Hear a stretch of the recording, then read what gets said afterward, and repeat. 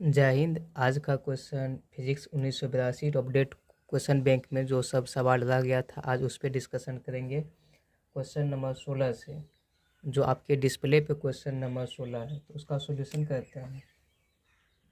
Question number 16 कहता है क्या, रेडियो तरंग का वेग क्या है। तो प्रकाश का जो वेग होता है, इसका सॉल्यूशन करेंगे। प्रकाश कहने का मतलब लाइट का वेग जो होता है, वेलोसिटी, वो होता है क्या, 3 × 10⁸ मीटर प्रति सेकेंड स्क्वायर। 3 × 10⁸ मीटर प्रति सेकेंड स्क्वायर। वही जो होता है रेडियो तरंग का जो वेग होता है, रेडियो तरंग का जो वेग होता है,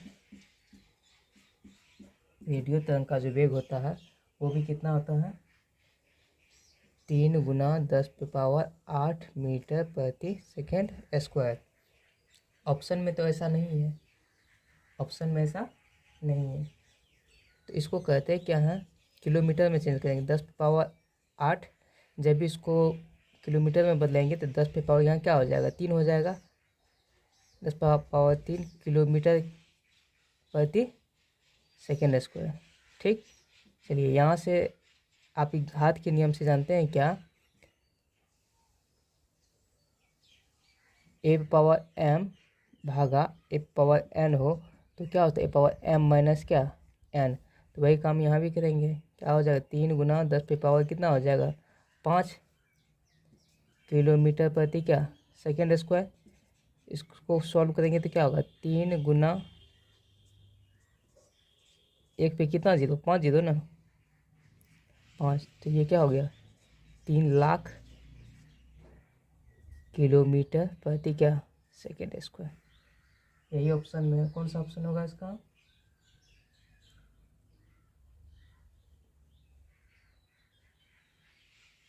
डी नंबर ना।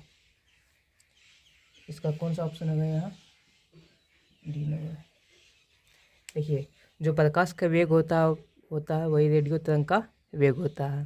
तो किए क्या कि रेडियो तरंग का वेग 3 × 10⁸ मीटर प्रति सेकेंड स्क्वायर। ठीक, वो मीटर में है, उसके बाद हम किलोमीटर में चेंज करेंगे। किलोमीटर में कितना होता है, 1 kg, एक kg में कितना होता है, 500 ग्राम। बोलता ही नहीं है तुम लोग। 1 kg में कितना, 1000 ग्राम। तो 1000 को क्या लिखेंगे, 10⁻³ लिखेंगे। तो 10⁻³ 3 × 10⁻, कितना, सॉल्व करेंगे तो कितना आएगा, 10⁻5 किलोमीटर क्या प्रति सेकेंड स्क्वायर। किलोमीटर में हम चेंज कर रहे हैं, तो इसको कैसे लिखेंगे, एक पे कितना जीरो होगा, 5 जीरो। तो वही लिखेंगे 3 लाख किलोमीटर प्रति सेकेंड स्क्वायर। चलिए मिटाते हैं इसको।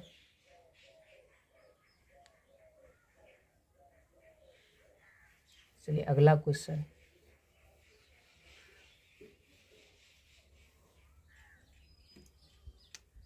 क्वेश्चन नंबर कितना, 17 का सॉल्यूशन देखिए। तो क्वेश्चन आपके डिस्प्ले पे है। कहता है क्या, निम्नलिखित में से किसमें पूर्ण आंतरिक परावर्तन होना संभव नहीं है।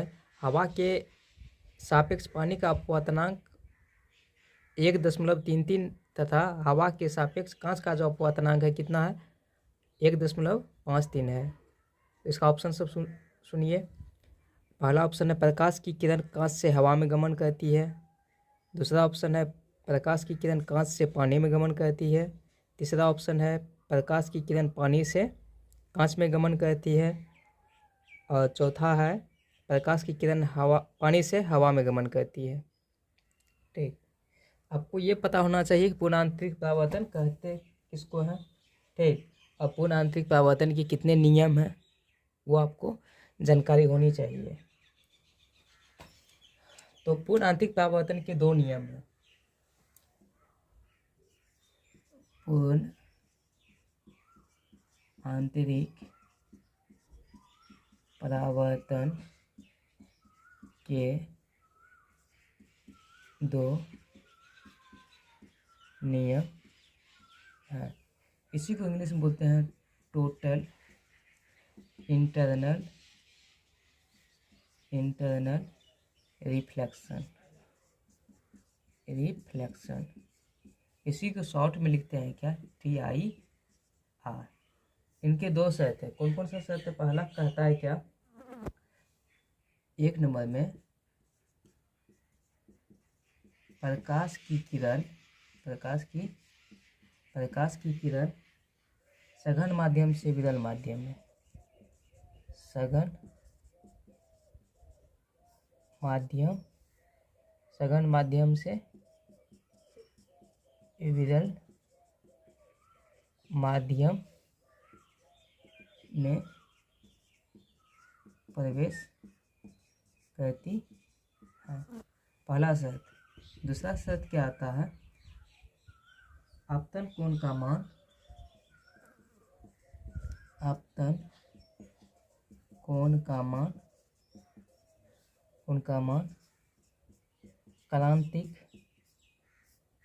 क्रांतिक कोण, इसी को इंग्लिश में बोलते हैं क्रिटिकल एंगल।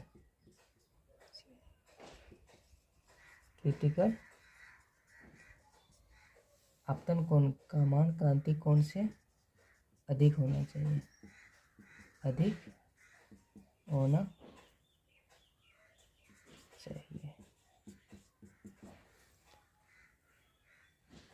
इसका जो फार्मूला होता है I ग्रेटर देन C, क्या, C। इसी को कहते हैं क्या, म्यू बराबर C/V। म्यू बराबर क्या, C/V। कांच क्या होगा, सघन माध्यम, और हवा क्या आपका, विरल माध्यम। तो कौन सा ऑप्शन होगा इसमें, वो देखिए। ऑप्शन कितना है, कैसा ऑप्शन है, फिर से एक बार देख लेते हैं। पानी का, तो पानी का जो होगा, पानी का कितना है, पानी का हो गया आपको 1.33, और हवा का कितना है इसमें 1.53 है क्या, 1.53। तो किस में गमन करेगा, वो, तो C नंबर इसका ऑप्शन है। कौन सा ऑप्शन होगा इसका, C नंबर ऑप्शन क्यों होगा, देखिए।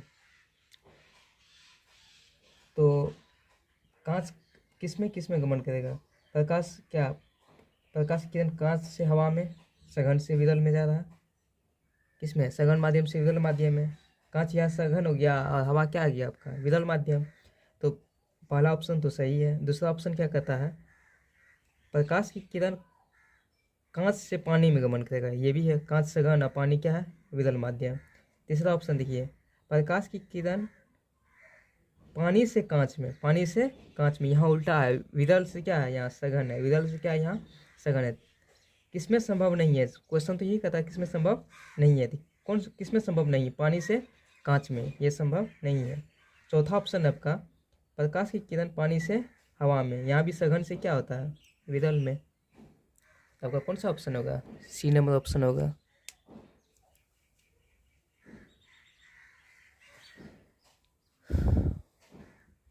चलिए आगे बढ़े।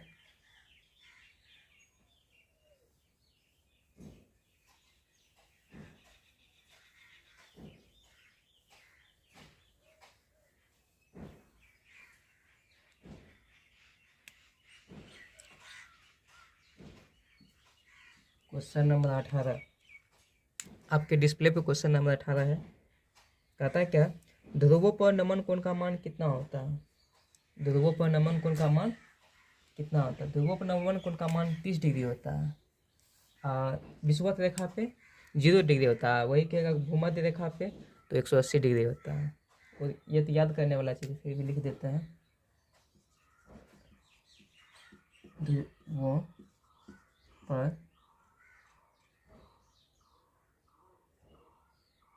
ध्रुवों पर नमन कोण, इसी को बोलते हैं डीप एंगल। कोण कितना होता है, 90 डिग्री। विषुवत रेखा पे विषुवत विषुवत रेखा पर 0 डिग्री। अभी पूछा भूमध्य रेखा पर कितना होता है 180 डिग्री।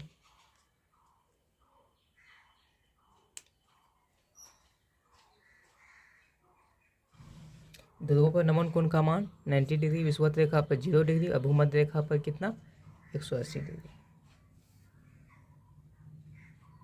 चलिए मिटाएं।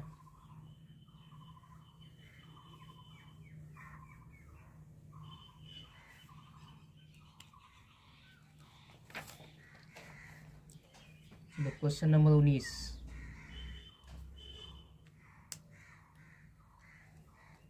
आपके डिस्प्ले पे है, ध्यान दीजिए।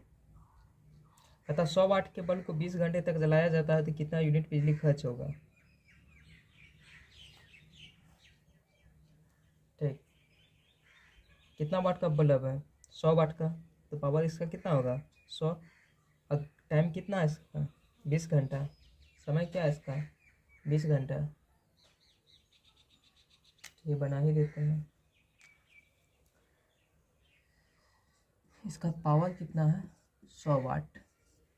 कितना 100 वाट का। इसको सबसे पहले किलोवाट में चेंज कर लेते हैं। तो 100 वाट कितना हो जाएगा 1000 किलोवाट। तो ये कितना हो जाएगा 1/10 ना 1/10 किलोवाट।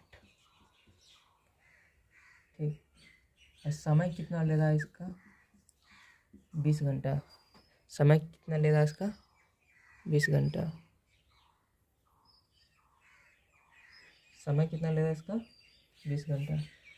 इसीलिए इसका जो पी होगा, पी का फॉर्मूला रहता है डब्ल्यू या एच बटा टी। ठीक, तो एनर्जी जो खपत करा डब्ल्यू या एच, तो पी गुना क्या हो जाएगा टी। पी गुना क्या टी। तो पावर कितना है 1/10। समय कितना है 20। कितना हो गया ये 2 किलोवाट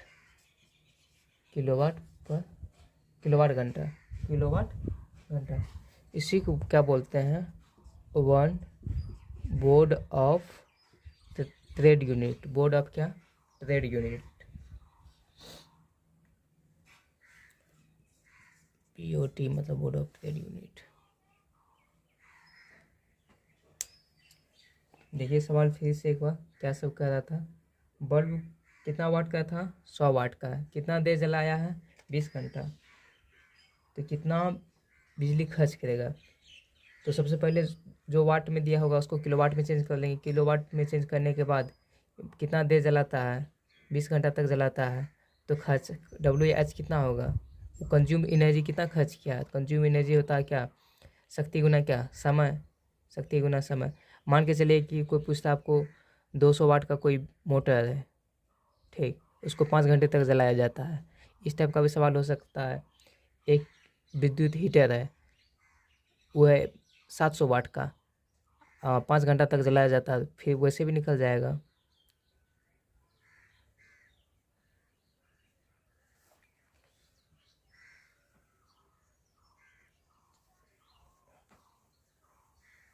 चलिए क्वेश्चन नंबर 20 आपका।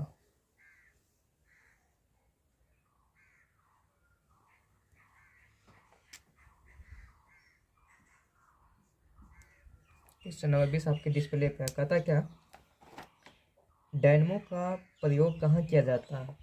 डायनमो का प्रयोग कहाँ किया जाता है। डायनमो का प्रयोग कहाँ किया जाता है। वो ऑप्शन सब सुनिए। कहता है विद्युत ऊर्जा को यांत्रिक ऊर्जा में बदलता है। विद्युत ऊर्जा को यांत्रिक ऊर्जा में बदलता है नहीं। चुंबकीय ऊर्जा को रासायनिक ऊर्जा में परिवर्तन करता है नहीं। यांत्रिक ऊर्जा को ऊष्मा ऊर्जा में परिवर्तन करने में, ये भी नहीं होगा। और चौथा ऑप्शन है यांत्रिक ऊर्जा को किसमें विद्युत ऊर्जा में परिवर्तन करने में। सबसे पहले चीज़ डायनमो क्या होता है। डायनमो एक एनर्जी कन्वर्टर है। एनर्जी कन्वर्टर कहने का मतलब ऊर्जा परिवर्तक है। ठीक, ऊर्जा का क्या है वो कन्वर्टर है। तो डायनमो एक मशीन है। तो मैकेनिकल एनर्जी को किसमें कहता है वो इलेक्ट्रिकल एनर्जी। मैकेनिकल एनर्जी को किसमें कन्वर्ट करता है वो इलेक्ट्रिकल एनर्जी में।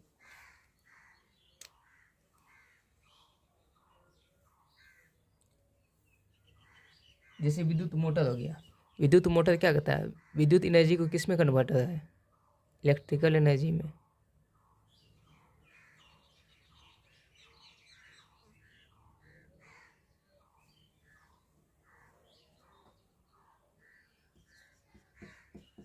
यांत्रिक ऊर्जा को किस में चेंज करता है, यांत्रिक ऊर्जा को किस में, विद्युत ऊर्जा में, विद्युत ऊर्जा में। एक होता है यांत्रिक मोटर, मोटर मोटर लिखी सीधी सी, विद्युत मोटर। मोटर क्या करता है वो, मोटर मोटर क्या करता है,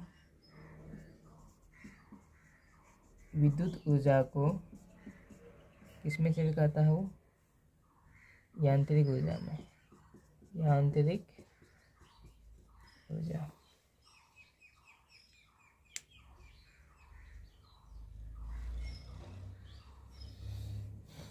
इसका कौन सा ऑप्शन होगा,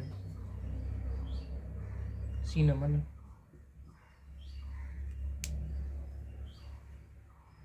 चलिए अगला क्वेश्चन।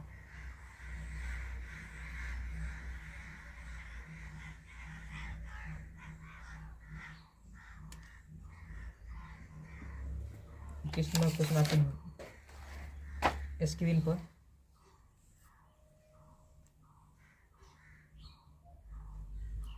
कहता है किसका प्रतिरोध अधिक है, 100 वाट के बल्ब का, 25 वाट के बल्ब का, 1000 वाट के बल्ब का, 500 वाट के बल्ब का। ठीक, किसका अधिक है, 100 वाट का।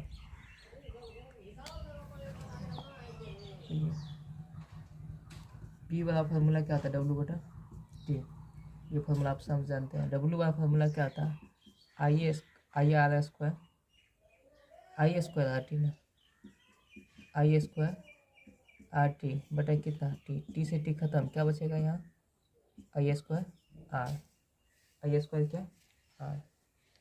आई स्क्वायर आर को आप क्या लिख सकते हैं, भी स्क्वायर बटा आर स्क्वायर गुना क्या आई। ठीक,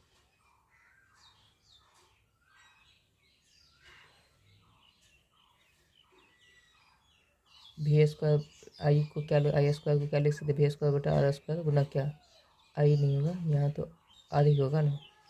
हाँ चलिए एक स्टेप और करते हैं। एक आर से एक आर खत्म हो जाएगा तो भी स्क्वायर क्या हो जाएगा यहाँ पे, हाँ भी स्क्वायर यहाँ क्या हो जाएगा, हाँ बटा क्या, तो भी स्क्वायर को रहने देंगे और आर का फॉर्मूला लगा देंगे। आर बराबर क्या हो जाएगा, भी बटा आई, भी बटा आई। फिर यहाँ से भी खत्म, एक एगो बचेगा तो ये क्या हो जाएगा, भी गुना आई। चलिए संबंध किसमें बोलता करने के लिए, पी बराबर डब्लू बटा टी, डब्लू बटा क्या टी, आई स्क्वायर आर बराबर भी स्क्वायर बटा क्या आर, भी स्क्वायर बटा क्या आर बराबर क्या, भी गुना आई, भी गुना आई। इसमें देखिए अगर हम आर को घटाएंगे तो पावर बढ़ेगा, अगर पावर को बढ़ाएंगे तो आर क्या होगा, घटेगा। जो कम रेसिस्टेंट का होगा उसका शक्ति बढ़ेगा, जिसका शक्ति ज़्यादा होगा उसका रेसिस्टेंट क्या होगा, घटेगा। इसमें किसका किसका बोलता है, तो 25 का बोलता है, तो इसका क्या हो जाएगा, 25 वाट के बल्ब का।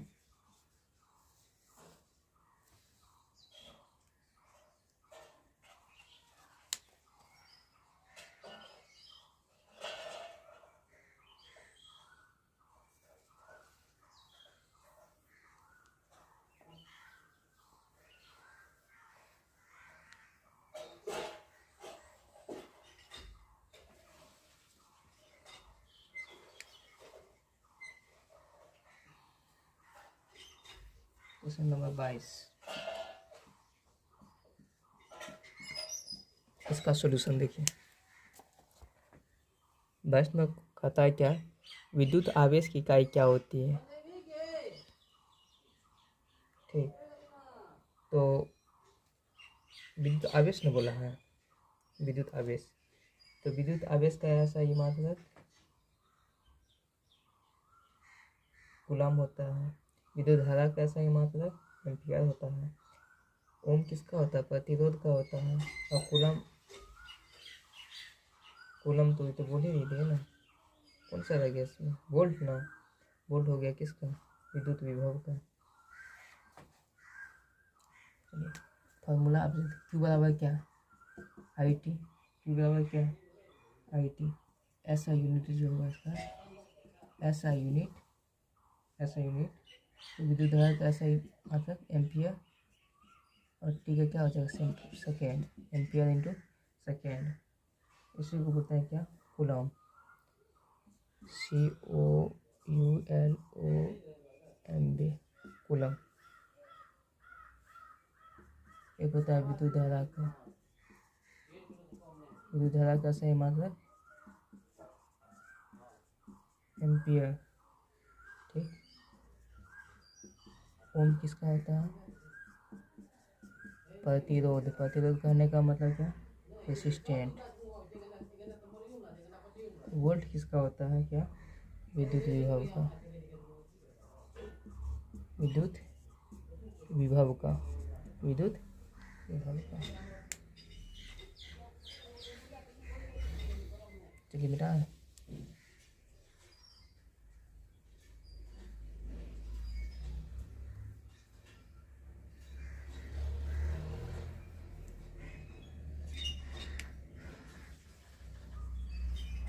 क्वेश्चन नंबर 23,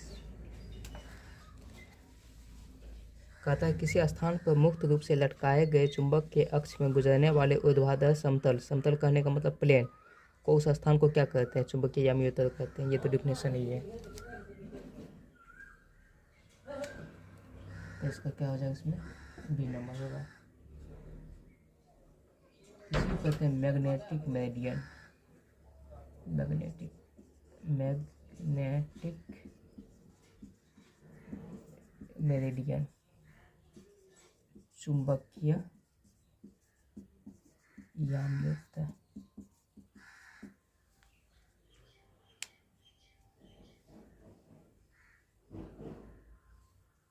बेटा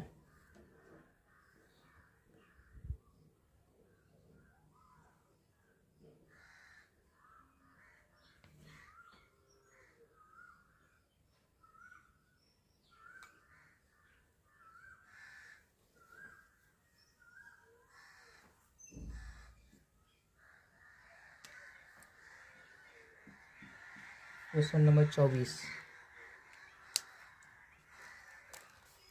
कहता है क्या, 20 ओम के 10 समांतर पद, 20 ओम के 10 प्रतिरोध समांतर पद है, इन्हें एक 12 वोल्ट की बैटरी से जोड़ दिया गया है, तो बैटरी से ली जाने वाली करंट का मान क्या होगा। ये क्वेश्चन आपके डिस्प्ले पे है,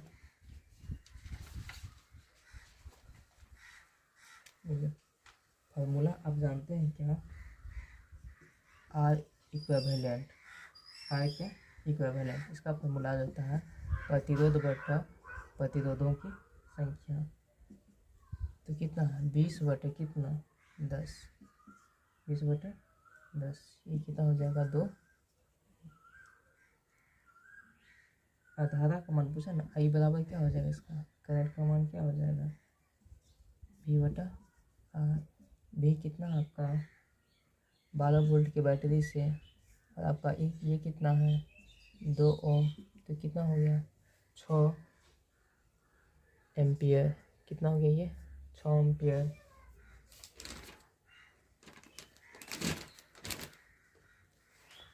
देखिए सीरीज में जो फॉर्मूला आता है RS, सीरीज ऑफ रेसिस्टेंट, तो इसका आता है NR, NR, ये होता है किसका, सीरीज का, सीरीज रेसिस्टेंट का, सीरीज रेसिस्टेंस का।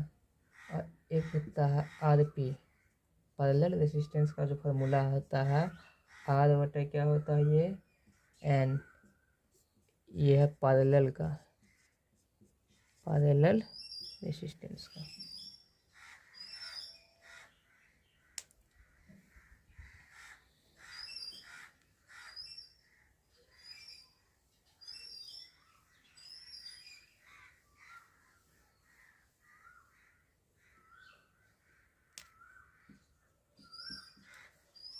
क्वेश्चन नंबर 25,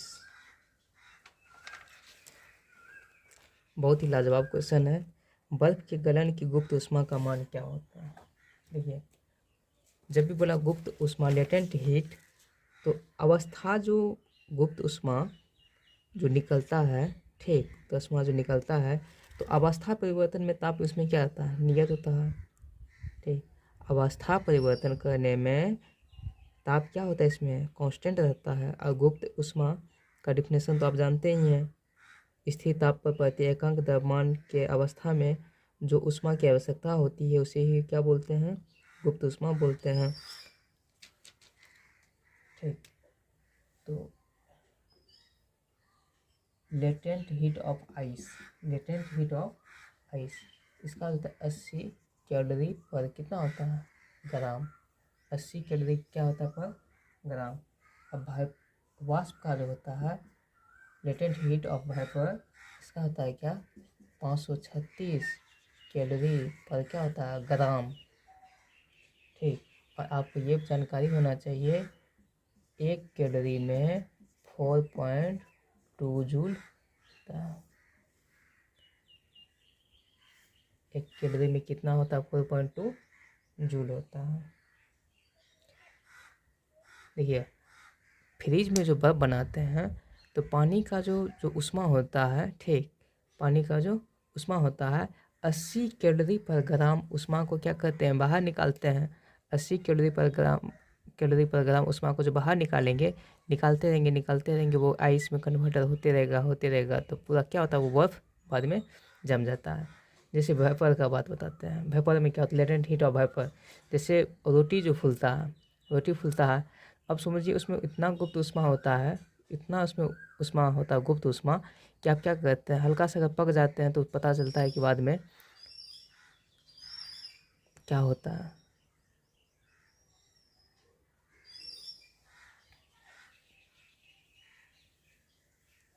चलिए आगे बढ़े।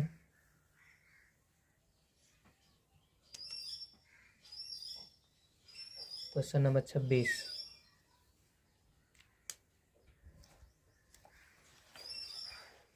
26 का क्वेश्चन कहता है टंगस्टन कितना डिग्री सेंटीग्रेड पर पिघलता है? टंगस्टन 3400 डिग्री सेंटीग्रेड पर। क्या ऑप्शन है इसमें? 30,000 centigrade, 3,000 centigrade, 300 centigrade, 30 centigrade. Tungsten tungsten tungsten का जो फार्मूला, रासायनिक फार्मूला होता है वो होता है डब्लू कहने का मतलब वुल्फ्राम। इसका जो गलनांक होता है, गलनांक मेल्टिंग पॉइंट, वो कितना होता है? 3400 डिग्री सेंटीग्रेड। 3400 डिग्री क्या? सेंटीग्रेड। और विद्युत बल्ब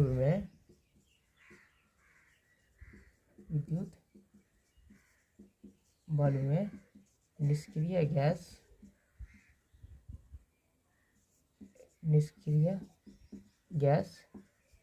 भरी जाती है, निष्क्रिय गैस भरी जाती है। ऐसा क्यों? इसके वाष्पन को रोकने के लिए, इसके वाष्पन को रोकने के लिए। और जो होता है वो बल्ब 2700 डिग्री सेंटीग्रेड पर दीप्त होकर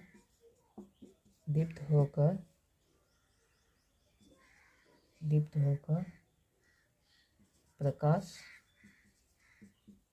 देता है। चलिए पूरा चीज़ ही समझा दिए। टंगस्टन का जो गलनांक होता है वो 34 डिग्री सेंटीग्रेड होता है। बल्ब में निष्क्रिय गैस भरी जाती है और इसके वाष्पन को रोकने के लिए निष्क्रिय गैस भरी जाती है। और बल्ब जो प्रकाश देता है कितना 100 डिग्री सेंटीग्रेड पर, 27 डिग्री सेंटीग्रेड पर दीप्त होकर प्रकाश प्रदान करता है। चलिए क्वेश्चन नंबर 27।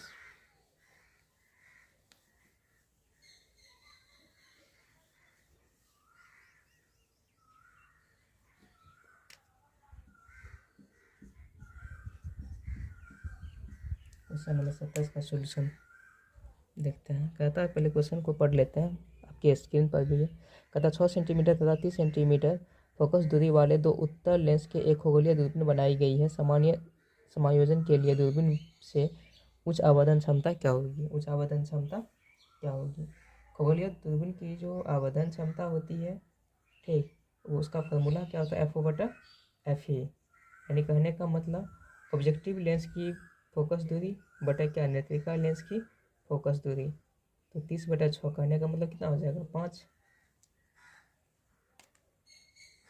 तो लिख ही देते हैं। खगोलीय दूरबीन की आवर्धन क्षमता m जो होता है वो होता है क्या? F/F। F/F क्या? F/F। F कहने का मतलब क्या? Objective lens.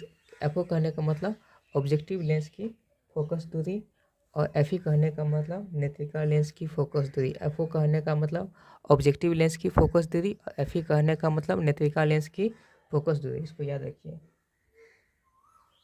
तो ये कितना हो जाएगा? 30/6। तो ये कितना हो जाएगा? 5। और इसी की नली की लंबाई कहता, नली की लंबाई, खगोलीय दूरबीन की नली की जो लंबाई होता है उसका फॉर्मूला F/F यानी कहने का मतलब ऑब्जेक्टिव लेंस की फोकस दूरी, ठीक, प्लस क्या, नेत्रिका लेंस की फोकस दूरी। चलिए ये भी बन गया 30 + 36, ठीक। इसी तरह गैलीलियो दूरबीन का जो फॉर्मूला गैलीलियो दूरबीन का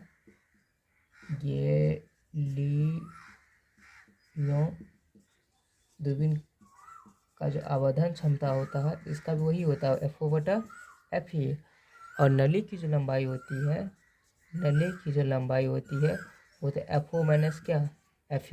F/O कहने का मतलब क्या, ऑब्जेक्टिव लेंस की फोकस दूरी और F कहने का मतलब नेत्रिका लेंस की फोकस दूरी। चलिए लिख दें क्या?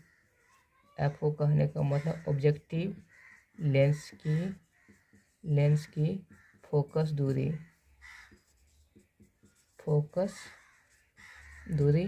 और F कहने का मतलब क्या, नेत्रिका लेंस की फोकस दूरी।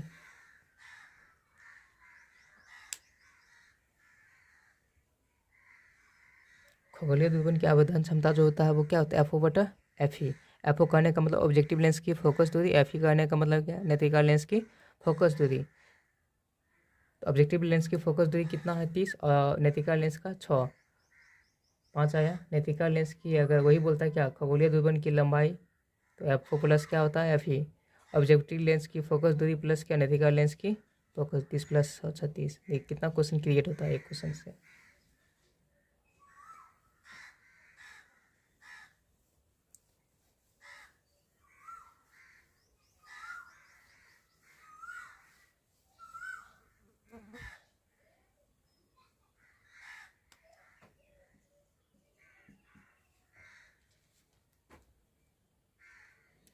अट्ठाईस का क्वेश्चन आपके डिस्प्ले पे है।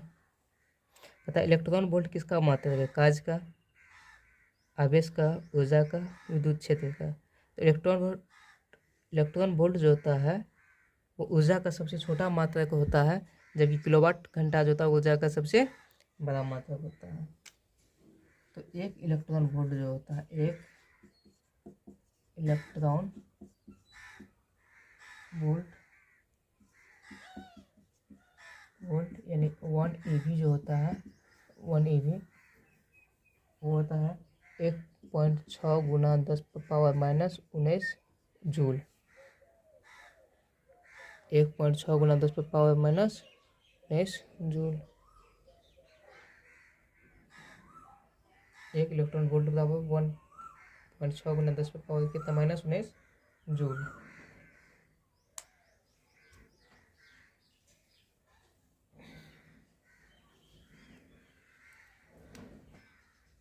क्वेश्चन 29 का सोल्यूशन देखें।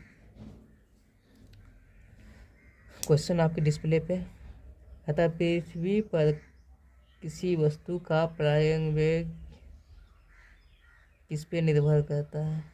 किस पे निर्भर करता है? वस्तु के द्रव्यमान पर निर्भर करता है, वस्तु के साइज पर निर्भर करता है, वस्तु के द्रव्यमान और साइज दोनों पर निर्भर करता है, वस्तु के द्रव्यमान से स्वतंत्र होता है। ऑप्शन नंबर डी होगा इसका।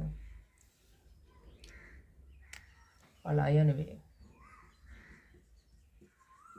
पलायन वेग इसी को इंग्लिश में एस्केप वेलोसिटी, एस्केप सटा के लिखा जाता है वेलोसिटी, एस्केप वेलोसिटी। इसका जो फॉर्मूला होता है क्या, 2gm/क्या r, 2gm/r का अंडर रूट, इसी को बोलते हैं क्या, √2 gr, √2 gr। ये g है, g r, और g यहाँ क्या है, सार्वत्रिक गुरुत्वाकर्षण नियतांक, सार्वत्रिक गुरुत्वाकर्षण नियतांक। ठीक, और वही पूछेगा पृथ्वी पर पलायन वेग का मान, पृथ्वी पर पलायन वेग तो ये हो जाए 11.2 किलोमीटर प्रति सेकेंड स्क्वायर। देखिए ये बात इतना आसान नहीं है। 1 सेकेंड में 11.2 यानी कहने का मतलब प्रति सेकेंड कहने का मतलब 1 सेकेंड में 11.2 किलोमीटर प्रति सेकेंड के स्क्वायर से आप किन्हीं वस्तु का ऊपर की तरफ फेंकिएगा तो वो वापस लौट के नहीं आएगा पृथ्वी सतह पर। चलिए चंद्रमा सतह पर, चंद्रमा सतह पर पलायन वेग का मान, पलायन वेग का जो मान होगा, पलायन वेग का जो मान हो जाएगा वो होता है किधर 2.37 किलोमीटर प्रति सेकेंड स्क्वायर। इसमें देखिए कहीं इसमें देखिए मास पे कोई भी डिपेंड नहीं है मास से सब स्वतंत्रता। बोलिएगा यहाँ जो m है तो ये नहीं है। m कहने का मतलब आप चाहे चंद्रमा पे हो, ठीक, आपका मास चाहे चंद्रमा पे हो या पृथ्वी पर हो, ये m जो होता है ना मास, ये m, ये छोटा सा m का सिंबल होता है द्रव्यमान। द्रव्यमान का जो सिंबल होता है वो छोटा m होता है और बड़ा m द्रव्यमान का सिंबल नहीं है। ये सतह पर, किस सतह पे, चंद्रमा सतह पे हो कि पृथ्वी सतह पे हो, चाहे जिस सतह पे हो। ठीक,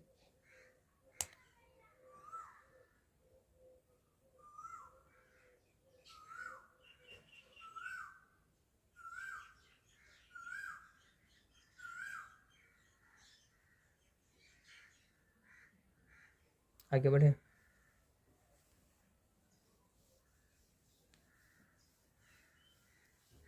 एक लास्ट क्वेश्चन है 1982 फिजिक्स सेक्शन का लास्ट क्वेश्चन, क्वेश्चन नंबर 30। कहता क्या है, प्रकाश तरंग की प्रकृति क्या होता है? ये तो जानते हैं प्रकाश एक विद्युत चुंबकीय तरंग है। इसकी प्रकृति अनुप्रस्थ होती है।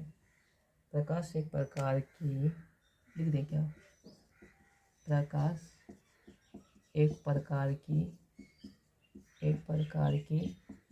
विद्युत चुंबकीय तरंग निकलने का मतलब इलेक्ट्रोमैग्नेटिक वेव है। इस तथा इसकी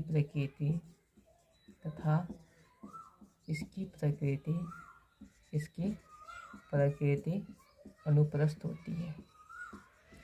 अनुप्रस्थ करने का मतलब ट्रांसवर्स होती है।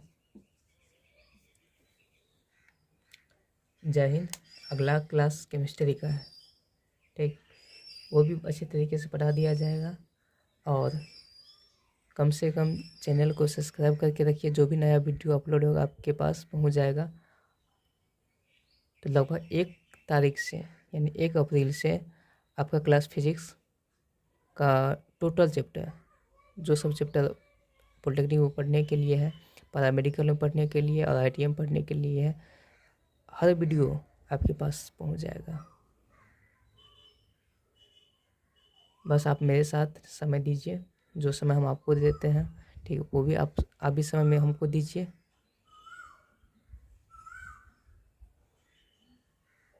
हाँ, कल केमिस्ट्री का होगा।